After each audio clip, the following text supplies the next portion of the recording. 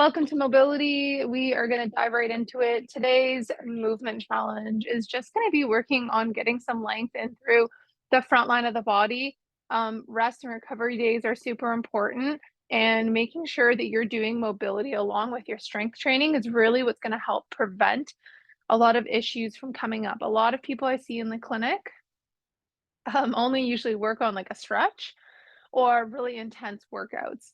And, the trifecta of rehab or prevention, injury prevention is what I like to think. It's tissue work. So whether you're doing some rolling out with a foam roller, lacrosse ball, or getting a massage, two, doing stretching and mobility. So going through the full range of motion with all tissues, not just lengthening the muscles, but making sure that joint is getting through the whole capsule properly. And then three, making sure you're getting strength work. So I find it pretty rare that I get clients that ever do all three. It's usually like one or two of the three. So I'm going to show you a little bit. We're going to just stick to upper body today because otherwise this will be a forever video. So things you might need to do mobility. You don't have to use anything. I have a band here that we're going to use. You can use a broom. You can use a hockey stick. You can use a long towel or a sheet, whatever you want. But just to start, we're gonna do some more active movement. So I like to do this one first. I've learned the name is called shoulder dislocate. Don't worry, it's not gonna dislocate your shoulder. So you can be sitting to do this. You can be standing. I'm gonna show you two different views because there's a few really important things to make sure that we're isolating for upper back and shoulders. So you're gonna start by holding your whatever really wide. The reason why I said you can use a band or a stick is because we're not actually pulling open. All we're doing is grabbing wide. There's loose laxity in the band. So you go as wide as you can to start to figure out your range. Roll those shoulders down and back and away. Belly button to spine. Don't arch through your low back. From here, I'm making as big of a circle as I can overhead and then all the way back, okay? Just like this. So from the side, if I'm kneeling, looks like this. Good. So key things here is that your elbows are straight. I don't want you to bend. As soon as you bend, you take the stretch out of the shoulder capsule. And belly button to spine, no arching as you go back. This also prevents you from dumping into your lumbar spine and actually maintaining that upper back like mobility that we want. Same thing with the shoulders. So if that was too easy, which it was for me, I'm going to inch in on the band. You just go a little bit with both hands. Again, shoulders down and back. Think about squeezing your lats to start. If you squeeze your lats, you can't squeeze your traps. So from here, all the way up and around. Definitely looks weirder than it actually feels. Whenever I get patients to do this, they're always like, what the hell? Good. So as big of a circle as you can, arms staying straight the whole time. So we're gonna go for about 10 reps once you find that good range that you like. So keep going. I find that as you go through this, you can start to get tighter and tighter on the band. If you're getting any zapping, zinging down through the arms and you do this, it's probably because you have an impingement somewhere in your pec or like down through your arm, bicep, forearm. A lot of my desk workers have a lot of forearm tension. Think carpal tunnel, which is totally preventable, by the way, with proper wrist stuff. Good. So we're going to go for a few more here. Let's get things going. Good. Okay, drop your band. We're going to go into some wrist and then we're going to go into some pec. So wrist mobility, again, super important, regardless if you're a desk worker or not. We're all using our hands for basically everything we do. So when doing wrist mobility, to make this easier, if you've really tight wrists, walk your hands back towards your knees. The closer they are to your knees, the less pressure. If you want to really go get it today, you're going to walk them out. And so find a distance that works for you. So from here, I'm squeezing my fingertips in the ground. You always want to have a little bit of activation in through these stretches and in through this mobility. Dumping into the end joint ranges is not going to do you any good. So see how I'm just rocking up and down. Elbows are straight and facing forward. I'm externally rotated through my shoulders, meaning I'm squeezing them down and back, almost corkscrewing them into the ground. Good.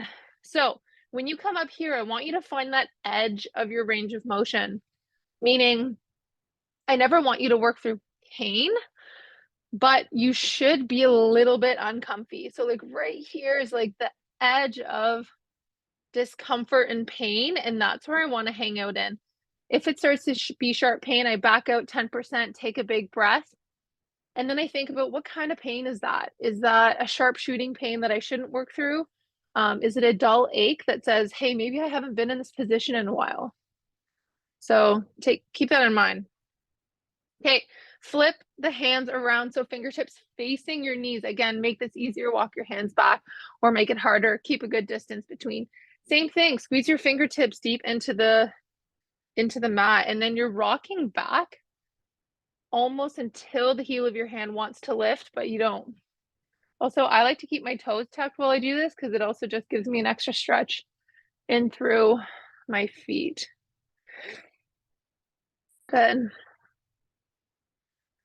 Another thing I like to tell my clients too when I'm doing mobility is that pain doesn't mean injury, okay? Like I feel like growing up, it's always like whenever you feel pain, it's like, oh my God, I injured myself or I did this. Pain is just a signal from your body. So pain can also be a sign of weakness in an area or a joint. It can be a sign of instability. It can be a sign of muscle guarding. So it doesn't necessarily mean that you feel pain like, oh shit, my wrist is broken or strained or whatever. So you have to learn how to interpret your body's pain signals and what it's telling you. And it's going to be different for everyone. So you got to get to know your body. Good. Okay, rock back up. Last one we're going to do, we're going to put the back side of our hands down, fingertips facing forward. This one is really intense for my desk workers. So start by at your knees. Okay, hands are by your knees. All I'm doing right now is bending and extending through my elbow, sending my front elbow pit forwards. Okay, so if this feels good, then you can walk your hands up. A lot of people just go straight into this and wonder why they can't do it. So from the front, like this, I'm bending, straightening, bending, straightening. Okay, so start with a few of those. My shoulders are not hunching up by my ears. Roll those shoulders down and back. Good. So get a few more straightens in. Then leave it at a straight. Curl your fingers up. Try to make a fist. And then relax. Good. Curl, make a fist. Relax. We've got 3 more. Curl, make a fist. Relax. Good. 1 more. Good. Sit back on your heels. Shake out your wrists. If this was really sore or painful, then you need to start doing this a little bit more often. Being a massage therapist, all I do is use my hands for work. So this is something that, I really try to do at least once a day just to try to alleviate some pain. Okay, coming down onto your stomachs, arm coming out to the side. You probably would have seen this done in some yoga classes. So elbow is going to be in line with shoulder. I like to roll my shoulder towards the ground when I do this. Hand pressing into the mat. If this cactus arm position is too intense, bring your arm out straight. This is probably like level 1 and this is maybe level 2. It just changes the angle. I personally think in cactus, it's harder to cheat because when your arm is straight, the head of your humerus, which is this arm bone here, can swivel and twist. So you get less pec opening. And sometimes you just kind of like get a joint capsule opening, but pick wherever you want to do. Either way, I'm sure you're going to feel a good stretch. From here, I'm pressing into my right hand, bringing my right leg over, leaning my head down. I'm fully relaxed. This arm is pressing into the mat, trying to get me to twist open back towards you. And then I'm still squeezing the left hand into the ground, keeping some activation.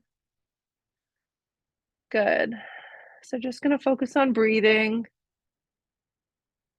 in through the nose.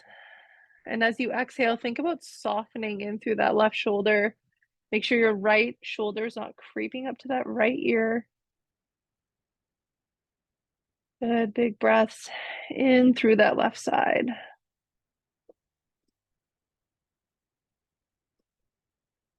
Good, and then unravel. Good, and we're gonna go the other side. Normally when I'm doing this, I would be holding it for a little bit longer, but just for showing you today. We're gonna try to keep the video not too long. Good.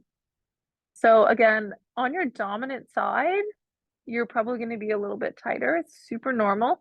Unless you've had an injury and you've been compensating, usually your dominant side is tighter. And without even realizing, like every time you go to pick up, let's say a grocery bag, garbage, your backpack, your kids, laundry, like even those aren't necessarily like workout loaded movements. Those are still like you still have thousands of more reps by automatically grabbing something with your right side. Or sorry, your dominant side. I'm right-handed, that's why. But so it's super normal. Good. Okay. We're gonna slowly unravel that. Oh, feels so good to open that up. Okay. I'm gonna show you like two more and then I will leave it at that for today. So just getting into the upper back. So we're going to finish on either the yoga blocks or foam roller. I'll show you both. But for this, we're just going to be in tabletop. Okay. Right hand's pressing in, left arm reaching all the way up. Big reach all the way to the ceiling. Really try to square your shoulders up towards the ceiling. Big twist in through the upper back. You shouldn't be twisting in through the lumbar spine. Good. Exhale. Come all the way through. Lower that head down. Press your right arm into the mat, trying to twist you open. Good. And then come out of it. We're going to go again. Press into the right hand. Big lift up. And then coming all the way through.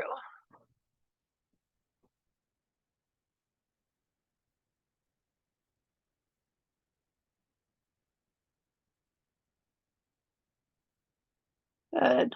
Back to neutral. We're going to go on the right arm lifting up, left arm staying planted, big twist open.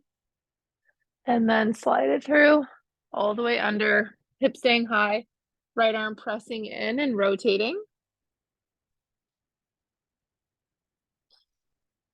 Good.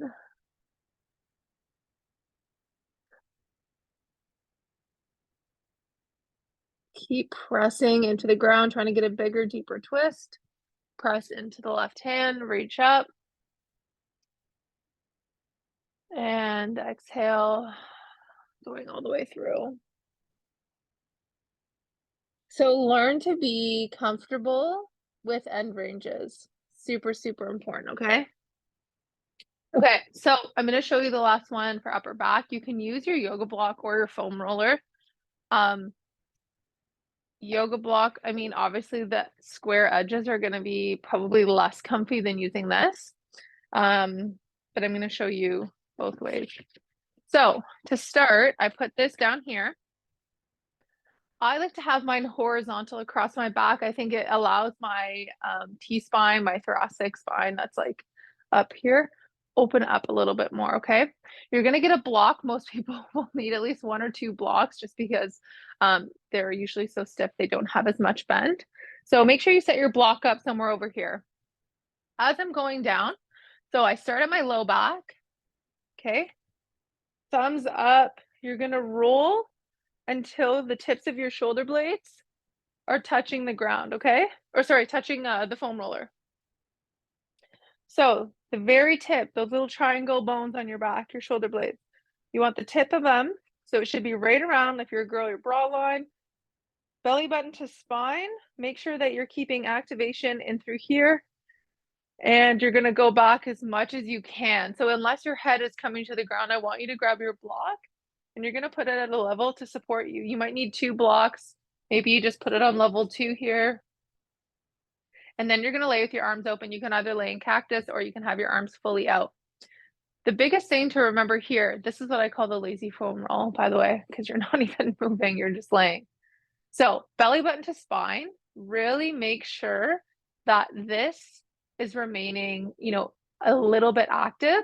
I see a lot of my patients will end up arching in through their low back, and it's just compensating because your upper back is so tight that it has no movement. So your body is just efficient and will find another body part to get that range from. So a little bit of core activation, making sure that we're sending all of this movement towards the upper back and shoulders. Making sure you're belly breathing, using your diaphragm. This is also a really good stretch in for that diaphragm. Good. So this one I will usually put on my timer and I will keep like probably I'd say anywhere between 2 and 5 minutes. If you're first starting, try 2 minutes, and then as you get better and better, you can leave it for 5 minutes. This is not only going to help those joints by allowing your spine into extension, which it usually never is because we're always hunched forward at our computers or phones. Um, but it's also allowing your fascia to relax into this open position here. If your arms start to go tingly and numb, again, that is super normal. Most of us are super tight in through those pecs. Your brachial plexus, which is all the nerves and arteries leaving your neck, are coming out and shooting out, mixing all the way in through your shoulder complex, your pecs. So it's very easy for them to get squished between the muscles that are super tight. So if that's the case and you start to go numb and tingly, bring your arms down, shake them out, and then come back. Try as much as you can to have an open front posture during this position. So you're going to hold that for 2 to 5 minutes and then you can start to work up. Sometimes I do my meditations in this position and then I wake up and I'm like, oh my God. It's one of those ones. And same thing with mobility in general. You will start to see a difference the more work you put in. Just like everything else, you have to be consistent. We live in a world of quick fixes, and I can't hammer home enough that you taking 10 minutes a day, 7 days a week, okay, is a total of 70 minutes.